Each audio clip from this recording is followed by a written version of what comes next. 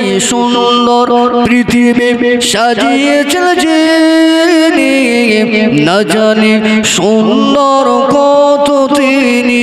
আম্মা আয়েশা বলতে লাগেন, ও জগতের মানুষেরা, আম্মা আয়েশাকে প্রশ্ন করা হয়েছিল, ও আমাদের মা জননী, আল্লাহ নবী যখন মদিনার মসজিদ থেকে আপনাদের ঘরের কাছে চলে যায়, আপনাদের পালায় যখন যায়, আল্লাহর নবী আপনাদের সঙ্গে কেমন ভাবে চলাফেরা করে? আম্মা আয়েশা বলতে লাগে, ও নবীর সাহাবীরা, আমি তোমাদের নবীর জবান থেকে বলতে শুনেছি, যে সংসারের স্বামী স্ত্রী মিল মহাব্বত না হয়, ওই সংসারটা হলো জাহান্নামের একটা বাগান, জাহান্নামের একটা ঘর। আর যে সংসারে স্বামী স্ত্রী ঠিক আছে, আমি তোমাদের নবীর জবান থেকে বলতে শুনেছি, ওই সংসারটা হলো এই দুনিয়ার জমিনে জান্নাতের টুকরা।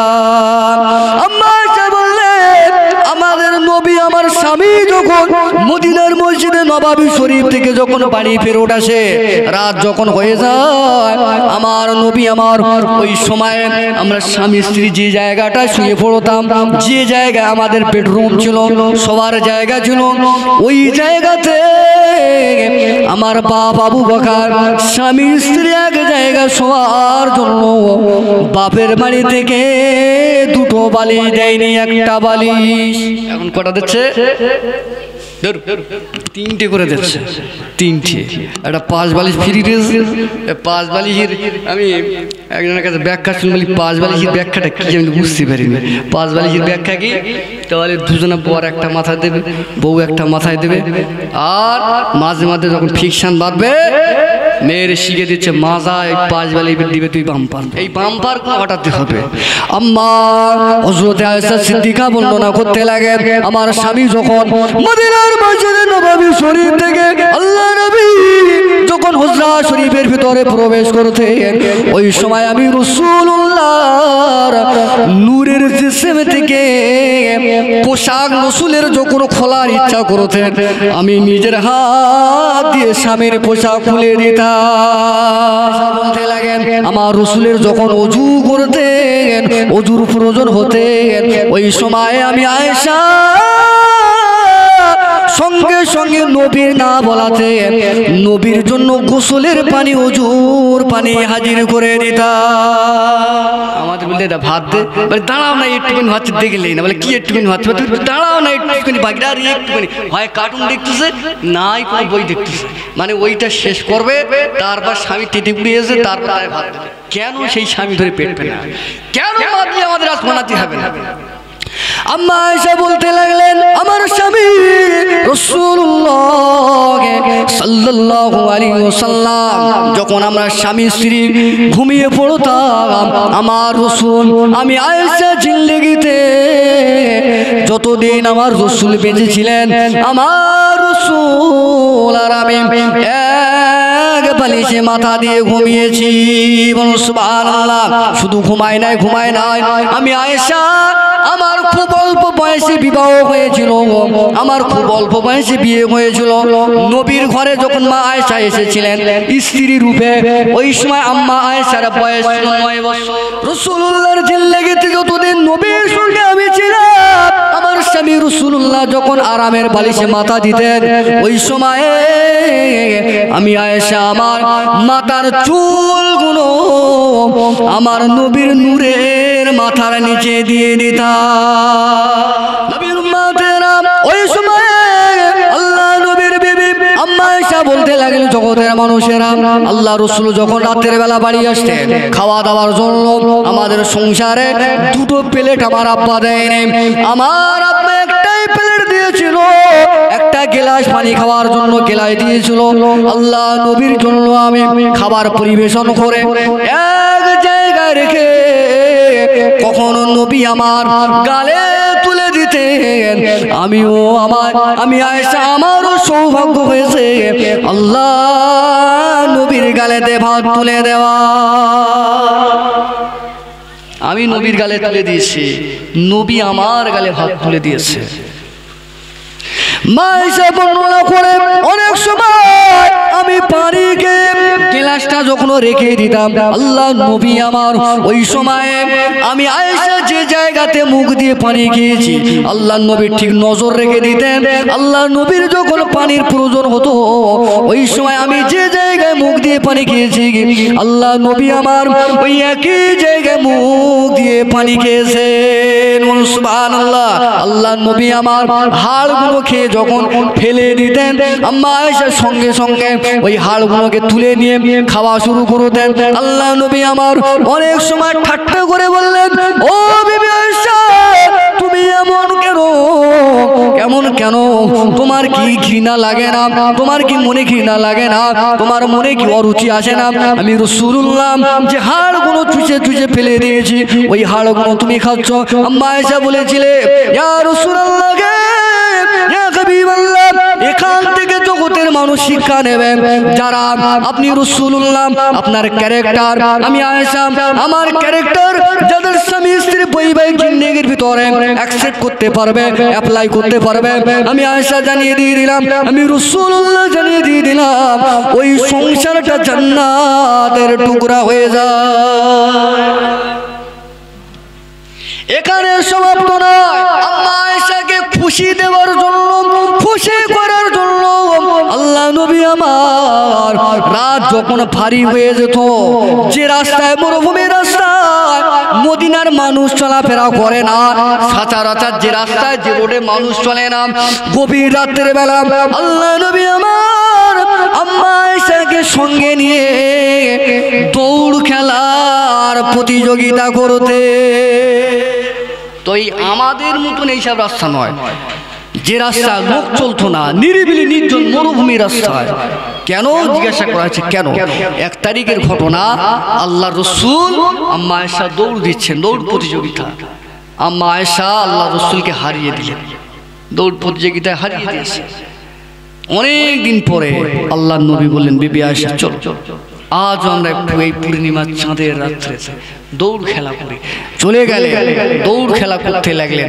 দৌড় খেলা করতে করতে করতে আল্লাহ রসুল আমার আম্মা আয়েশাকে হারিয়ে দিলেন। বলুন সুবহানাল্লাহ। আম্মা আয়েশার মনটা খারাপ হয়ে গেল। আম্মা আয়েশা বললেন, ইয়া রাসূলুল্লাহ, আজকে আপনার এই বৃদ্ধা বয়সের দিকে আপনার কাছে আমি হেরে গেলাম। আল্লাহ নবী বললেন, আল্লাহ পাক এই পৃথিবীর জমিনে আমি মুস্তাফা জানে রহমত আমাকে হারার জন্য পাঠাই নাই। বলুন সুবহানাল্লাহ। সেদিনে তোমার খুশি করার জন্য আমি 16 মশালে দৌড়ছিলাম, তোমার মনে আনন্দ দেওয়ার জন্য, তুমি যাতে খুশি হও, তোমার মুখের হাসিটা আমি রাসূলুল্লাহ দেখাবার জন্য আস্তে আস্তে দৌড়ে তোমার দৌড় প্রতিযোগিতায় জয় দিয়েছি। আজকের সেই দৌড় প্রতিযোগিতার ফল তোমার বদলা দিয়ে দিলাম। বলুন সুবহানাল্লাহ। এইরকম মহব্বত ছিল তাদের সংসারে, এই মহব্বত ছিল, এই মহব্বত ছিল, এই ক্যারেক্টার, এই চিজ আমাদের সংসারে আনতে পারলে ভাই কাজ হবে। তাহলে বোঝা যাচ্ছে আল্লাহ রসুল সাল্লাল্লাহু আলাইহি ওয়াসাল্লাম যে সমস্ত আমাদেরকে রীতি আল্লাহ পাক বললেন, মা তাকুম রাসূল ফাখুযুহু ওয়া মা নাহাকুম আনহু ফান্তাহু, আমার রাসূল তোমাদেরকে যেটা দিয়েছে ফাখুযুহু সেটাকে তোমরা ক্যাশ করো, ওয়া মা নাহাকুম আনহু আমার রাসূল তোমাদেরকে যেটা বর্জন করতে বলেছে ফান্তাহু, একেবারে ডিলিট নয়, ভালো রকমের ইমানের কোম্পানির সফটওয়্যার ফরম্যাট করে ইমানি রোডে দাঁড়িয়ে যান। বলুন সুবহানাল্লাহ। আম্মা আয়েশা সিদ্দিকা রাদিয়াল্লাহু তাআলা আনহার জিন্দেগির ব্যাপারে এসেছে, আম্মা ফাতেমার ব্যাপারে এসেছে। আম্মা ফাতেমার ব্যাপারে একটা কথা বলি। আম্মা আয়েশা, আম্মা ফাতেমা তাজহারা রাদিয়াল্লাহু তাআলা আনহা জিন্দেগিতে কেমন আমল করেছে, জিন্দেগিতে কেমন স্বামী প্রেম করেছে।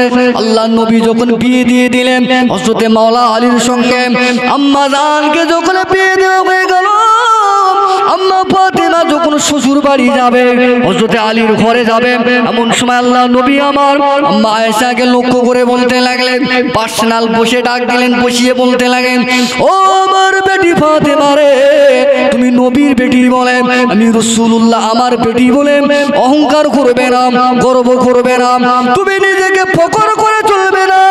তুমি যে আলীর সংসারে যাও, ওই আলী হলো বড় গরিব। খবরদার, খবরদার, আলীর কাছে জীবনে মুখ ফুটে কোনোদিন কিছু চাইবে না। এই নসিহত করে দিয়ে আল্লাহ নবী আরো নসিহত করলেন, স্বামীর মুখের উপরে কথা বলবে না, স্বামীর মুখের কথার সঙ্গে তর্ক করবে না, স্বামীর উঁচু ভাষায় কথা বলবে না। আমার বেটি ফাতেমা রে, স্বামী যেটা বলবে ইসলামী শরীয়ত অনুযায়ী যদি হয় সেটাকে তুমি মেনে নেবে। খবরদার খবরদার ওই আলীর মনে তুমি কষ্ট দেবে না। আল্লাহ নবী নসিহত করে দিয়ে আম্মা ফাতেমাকে শ্বশুর বাড়ি পাঠিয়ে দিয়ে নিলেন। কিতাবের ভিতরে এসেছে আম্মা ফাতেমা আহলে বায়াতের 1 নাম্বার সদস্য। আম্মা ফাতেমা বলতে লাগলেন, জিন্দেগির জমিনে নবীর দেওয়া কথা অনুযায়ী হযরত আলীর কাছে একদিনের তোরেও শাড়ি চাওয়া তো দূরের কথা, একটু খাওয়ার কিছু চাইলেন না। বলুন সুবহানাল্লাহ। খাওয়ার কিছু চাইনি। একদিন শখ করে মাওলা আলী রাদিয়াল্লাহু তাআলা আনহু, যেহেতু বিবি গরিবের সংসার কি করবে, বড় শখ জেগেছে, বড় আশা জেগেছে, আজকে আমার বিবি ফাতেমার জন্য আমি আজকে মদিনার মার্কেট থেকে কিছু কিনে এনে আমি খাওয়া। বলুন সুবহানাল্লাহ। কিছু তো দিতে পারেনি, ঘরে এনে তেমন ভালো কোম্পানির শাড়ি দিতে পারেনি, ভালো কালিয়া কোপ্তা বিরিয়ানি খেতে দিতে পারেনি, কিন্তু আজকে আমি একটু ফাতেমাকে কিছু খাওয়াবো। চলে গেলেন আম্মা ফাতেমার কাছে গিয়ে বলছে, বিবি, ও বিবি ফাতেমা, নবীর বেটি ফাতেমা, আমি তোমার স্বামী আলী তোমাকে আজকে কিছু খাওয়াতে চাই, বলুন তুমি কি খেতে চাও? এই আমাদের মতন ফাতেমা যে সুযোগে দান ধরবে তেমন না। আম্মা ফাতেমা বললেন, না, আপনি শুধু আমার জন্য দোয়া করেন, আপনি আমার উপরে রাজি থাকলে এটাই আমার উপরে যথেষ্ট। বলুন সুবহানাল্লাহ। আমার কিছু লাগবে না। বিবি তুমি বলো না, আমার মনে আজ বড় আশা জেগেছে, তোমার জন্য আমি কিছু একটা আনবো, তুমি বলো, আমার এই আশাটাকে নিরাশা করবে না।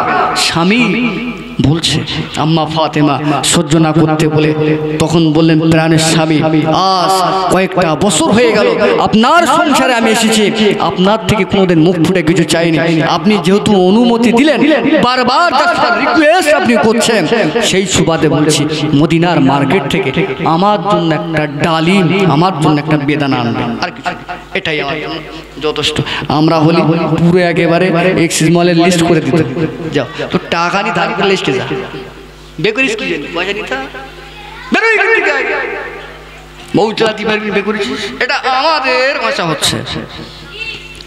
আল্লাহ নবী দিন দুনিয়া বাদশা হাবিবুল্লাহ নবী পাকের কন্যা কেমন আদর্শ ছিল গো ওই সময়ে। হযরত শেরে খোদা মাওলা আলী রাদিয়াল্লাহু তাআলা আনহু নবীর বেটি প্রাণের স্ত্রীকে খুশি করার জন্য কিছু পয়সা জোগাড় করে জমিয়ে মদিনার মার্কেটে চলে যায়। মদিনার মার্কেটে ঘুরে ঘুরে ঘুরে বাজার থেকে সব থেকে শ্রেষ্ঠ একটা বেদানা কিনলেন। ওই বেদানাটা কিনে নিয়ে হাসতে হাসতে বড় মন খুশি, যা গাছ করে নিজে হাতে করে নবীর বেটি ফাতেমার জন্য এই বেদানা আমি পরিবেশন করতে পারবো। বড় আনন্দ, বড় খুশি, হাসতে হাসতে হাসতে হাসতে আসে।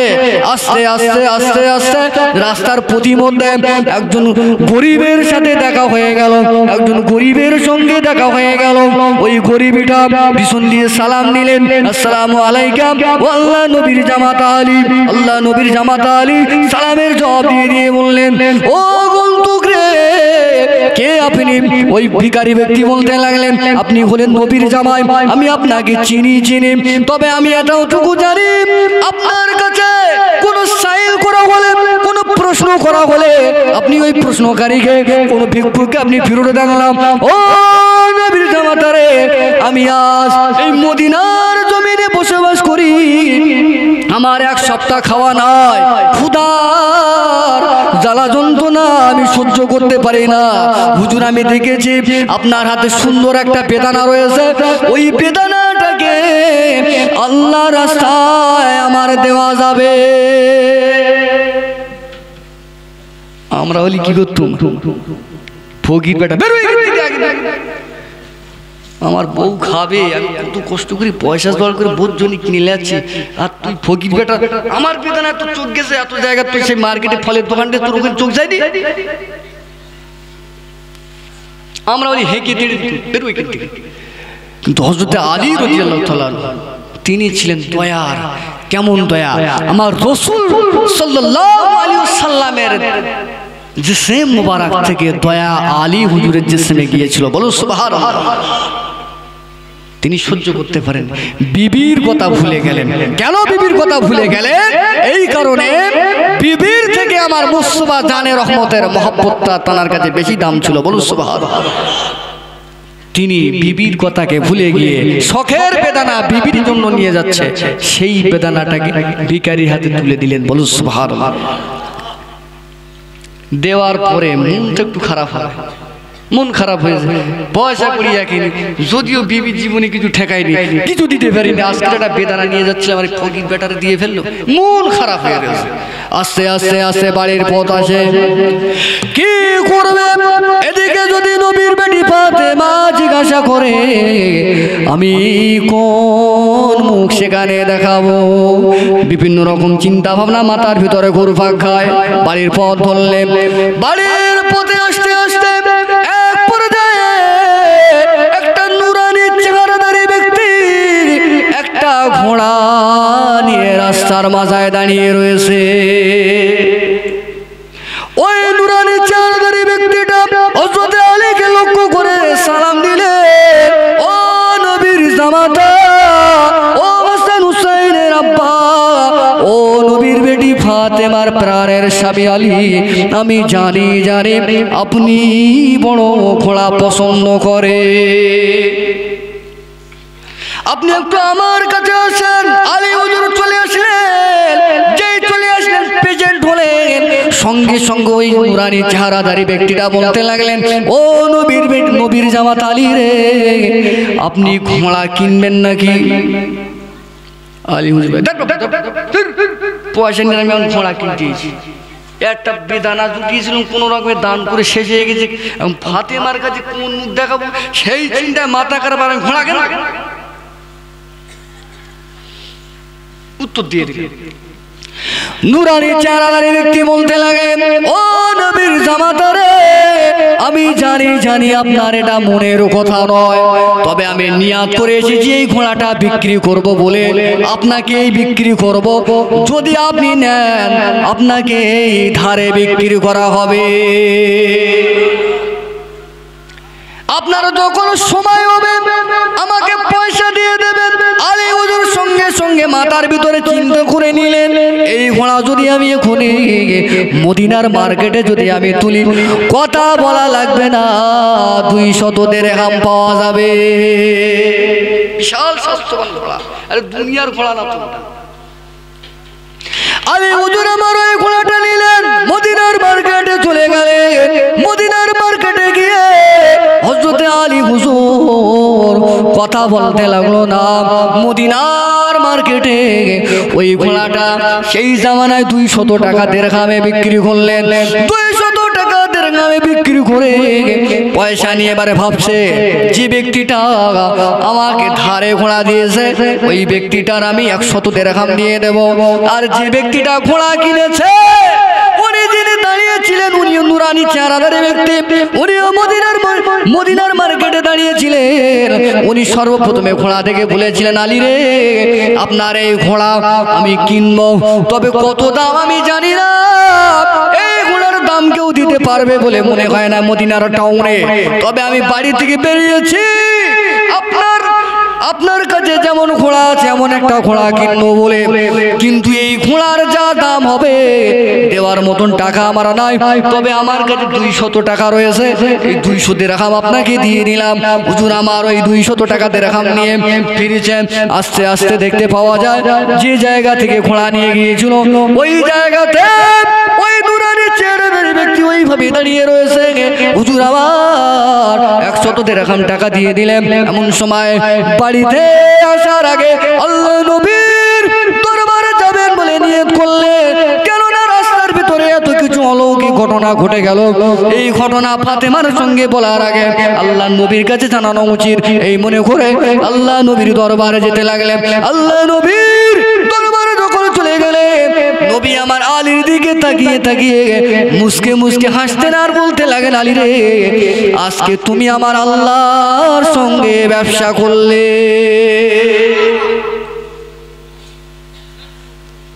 ও আলী, তুমি তো আজকে যাত্রার সাথে ব্যবসা করনি, স্বয়ং মালিকের সঙ্গে ব্যবসা করেছো। জানো আলী হুজুর বলছি, ইয়া রাসূলুল্লাহ, আপনি আমার বলার আগে খবর জেনে গেলেন। নবী তো সবই জানে, নবীর কাছে জানা বাকিটা রয়েছে। হুজুর বললেন, আলী, তোমার কি জানা আছে তোমার এই ঘোড়াটা কোথায় পেয়েছো? তোমার ওই ঘোড়াটা কে কিনেছে? ওই ঘোড়াটা কোথাকার? তোমার কি জানা আছে? হযরতে আলীকে জবাব দিচ্ছে আল্লাহর নবী। আলী হুজুর বলছেন, না ইয়া রাসূলুল্লাহ, না। আল্লাহ নবী আমার বলতে লাগেন, ও শেরে খোদা আলী রে, ও আমার জামাতা, তুমি যখন আমার পেটিকে খুশি করবার জন্য তুমি যখন একটা বেদানা কিনতে গেলে, শখের বেদানা কিনলে, আমার আল্লাহ পাক বললেন, ও আমার বান্দারা, তোমরা যারা আমি আল্লাহ আমার রাস্তায় যারা দান করতে চাও, আমি আল্লাহ আমাকে দান করতে চাও, মসজিদে হোক, মাদ্রাসা হোক, ভিখারির হোক, ফকিরের হোক, যার হোক, তোমরা যখন দান করতে যাবে, তোমার কলিজার সব থেকে মহব্বতের বস্তু যেটা হবে, ওইটা আল্লাহর রাস্তায় দান করা লাগবে। আজ আমাদের মসজিদে চকচকে লোটগুলো বাড়ি রেখে দেয়, ছেঁড়া কানা খোড়া ফুটো যেসব মাল দোকানে চলে না, 10 টাকার নোটগুলো, ওই নোটগুলো মসজিদের ক্যাম্পে দেয়। ইমাম সাহেব, বেটা তুই পারলে যা। আচ্ছা, না না, আমার তাড়া দিয়ে না, হয়তো আমি আপনাদের বলতেছিলাম, তাদের কথা বলতেছি না, বলবো আমাদের ওই দিকের মসজিদের কথা বলছি। যেসব নোট মুদিখানার দোকানে চলে না, যেসব নোট এক্সিস মালিকের পিটবে ধরে, সেই সব মালগুলো চিন্তা করতেছে, দোকানে চলে না যতক্ষণ, আরে ইমাম সাহেব বেটারে দেই না, শুক্রবার যাচ্ছে দেউতে ফেলে। আর যত সব রাত জাগা, যত সব বাসি মাল লে যাই ইমাম সাহেবের বাড়ি, আমরাও চালাতে মানে বাবারে মারে লে না মসজিদ থেকে। আল্লাহ বলছে, না, আমি আল্লাহ আমার রাস্তায় দিতে গেলে তোমার যে চকচকে লোট, তুমি যেটাকে পছন্দ করো না, বাক্সের ভিতরে দুদিন একে রেখে দিয়ে নমস্কার করি, না না না, আল্লাহ বলছেন ওই মহব্বতের নোটটাকে আগে বার করা লাগবে, ছেঁড়া লোট না। যদি কলিজা থেকে ওইটাই বার হয়, ওই দানটা আমি আল্লাহ আল্লাহ রসুলের কাছে কবুলিয়াত হলো। বলুন সুবহানাল্লাহ। ও আমার জামাই আলী রে, আমার বেটি ফাতেমার জন্য তুমি যখন মহব্বতের বেদানাটা যখন নিয়ে যাচ্ছিলে, আল্লাহ পরীক্ষা দেওয়ার জন্য তোমার কাছে ভিখারিকে পাঠিয়ে দিয়েছিল। ওই ভিখারি তোমার কাছে চেয়েছিল, আলী রে, আমার খাওয়ার কিছু নাই, আমাকে কিছু খেতে দাও, ওই বেদানাটাকে আমাকে দাও। তুমি কোন রকমের চিন্তা করলে না। ওই সময় নবীর মহব্বতে, আল্লাহর মহব্বতে বিবির কথা ভুলে গিয়ে বিবির শখের বেদানাটাকে ফকিরের হাতে তুলে দিয়েছো। আমার আল্লাহ এত পছন্দ করেছে, তাই জান্নাত থেকে আমার বেটি ফাতেমা নারাজ হয়ে যাবে, কষ্ট পাবে, এই জন্য আমার আল্লাহ পাক জান্নাত থেকে ঘোড়া পাঠিয়ে দিলেন। কোন ঘোড়া? যে ঘোড়ার পিঠে করে, যে ঘোড়ার পিঠে করে আমার বেটি ফাতেমা আল্লাহর দয়ার জান্নাতে যাবে, আল্লাহর দয়ার জান্নাতে যাবে। ওই ঘোড়াটা জিবরাইল ফেরেশতার মাধ্যমে দুনিয়ার জমিনে আল্লাহ নামিয়ে দিলেন। যিনি তোমাকে প্রথমে ধারে ঘোড়া বেচেছে, তোমার বিবির জান্নাতের ঘোড়া জিবরাইলের মাধ্যমে আল্লাহ দুনিয়ায় পাঠিয়ে দিলেন। ও আমার জামাই আলী, তুমি ভাবছো এবারে তোমার ঘোড়া দুনিয়ার মানুষ কিনেছে? না না না, আল্লাহ পাক মিকাইল ফেরেশতাকে বললেন, এ মিকাইল ফেরেশতা রে, যাও যাও যাও, আমার নবীর জামাই, আমার বন্ধুর জামা, আমার বন্ধুর স্বামী হযরতে আলী আমার বন্ধুর ঘোড়াটা নিয়ে বিক্রি করতে যাচ্ছে। মিকাইল রে, ওই ঘোড়াটা তুমি কিনে নিয়ে জান্নাত থেকে কিছু পয়সা নিয়ে আলীর হাতে দিয়ে ওই জান্নাতের ঘোড়া আবার জান্নাতে নিয়ে আসো। এইভাবে আল্লাহ তাদেরকে খুশি করেছে। তাহলে বোঝা গেল কি, আল্লাহর রাস্তায় যেটা দেব মহব্বতেরটাই দিতে হবে, মহব্বতেরটাই, রাত জায়গা ফাত জায়গা। এবার আপনি ভাববেন যে আমার দিকে মুখ করে বলছেন, আমার বলতেছে না না, আমি আপনারও বলিনি না। তাহলে এই যে বিষয়টা আমাদেরকে খেয়াল রাখতে হবে। আমাদের খেয়াল রাখতে হবে নবীর জন্য, আল্লাহর জন্য তানারা সব কিছুটাকে বিলীন করেছে, সব কিছুটাকে ব্যয় করে দিয়েছে। আমরাও তো সেই নবীর উম্মত, আমরাও তো সেই নবীর প্রেমী, আমাদেরকেও ততটুকু না হলেও তো কিছু করা লাগবে।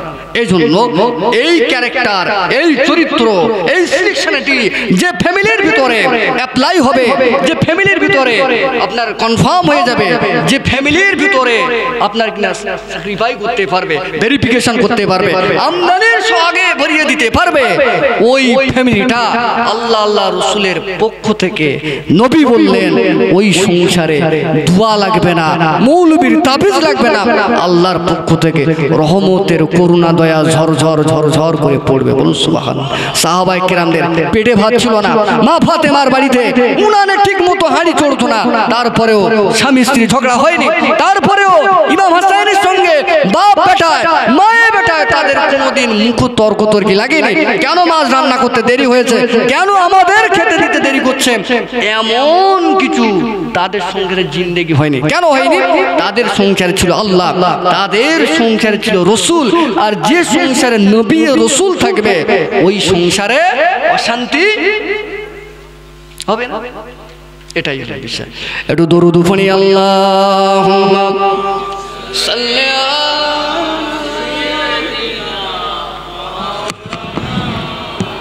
ওয়া আলা আলি সাইয়্যিদিনা নবী আমার দয়ার নবীকে আমরা জানাই হাজারো সালাম, দয়ার নবীকে আমরা জানাই হাজারো সালাম।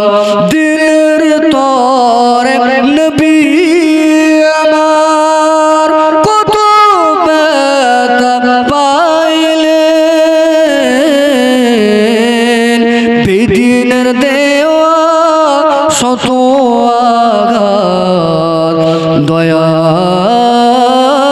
দয়ার নবী সহিলেন, কারো দেওয়া শত আঘাত নিলেন না নবী, তাই তো তিনি মায়ার নবী রহমাতুল লিল আলামিন। আল্লাহুম্মা সাল্লি আলা সাইয়্যিদিনা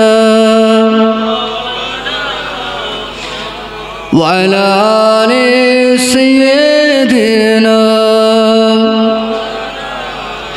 দিনের দাওয়াত নবী আমার নিয়ে গেলেন তায়েফে, নিষ্ঠুরতায় বসি মারিল পাথর, নূর নবী যে নূরের দেহে, নবীর বিরহে কেঁপে ওঠে আল্লাহর আরশ, নবীর বিরহে কেঁপে ওঠে আল্লাহর আরশ, কারো দেওয়া শত আঘাত নিলেন না নূর নবী, মায়া দিয়ে করিলেন ক্ষমা রহমাতুল লিল আলামিন। দয়ার নবীকে আমরা জানাই হাজারো সালাম। আল্লাহুম্মা সাল্লি আলা সাইয়্যিদিনা। সুন্দর পৃথিবী সাজিয়েছেন যিনি, না জানি সুন্দর কত তিনি, সুন্দর পৃথিবী সাজিয়েছেন যিনি, না জানি সুন্দর কত তিনি। আসমান জমিন চন্দ্র তারা